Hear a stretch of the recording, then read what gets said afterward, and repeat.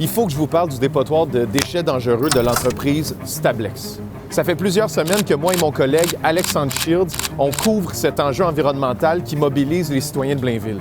On s'est rendu sur le terrain à Blainville pour vous expliquer tout ce qui est en jeu jusqu'à maintenant dans cette histoire qui oppose la CAQ et l'entreprise Stablex à la municipalité de Blainville.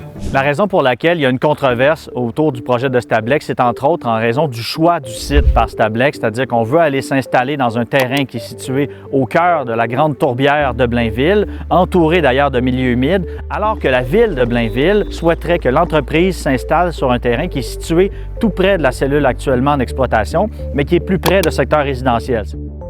Ce qu'on a appris au fur et à mesure de nos démarches dans le dossier Stablex et au fur et à mesure que la controverse s'amplifiait, c'est que le gouvernement du Québec a décidé de céder un terrain à l'entreprise en disant que ce terrain-là était un terrain uniquement industriel. En fait, ce terrain-là, il est couvert de milieux naturels, des milieux humides et des milieux terrestres.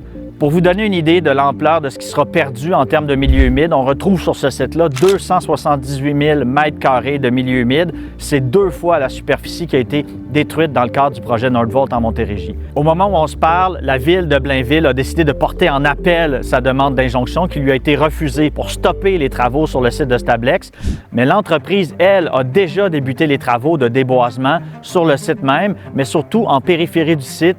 Parce que pour Stablex, le temps presse. On a jusqu'au 15 avril pour terminer la destruction des zones boisées et de certains milieux humides, possiblement, qui peuvent être utilisés par les oiseaux pour la période de reproduction. Et ces oiseaux-là vont arriver dans les prochains jours et dans les prochaines semaines. Mais il y a une réglementation fédérale qui interdit à Stablex de détruire ces milieux-là lorsque les oiseaux sont sur place.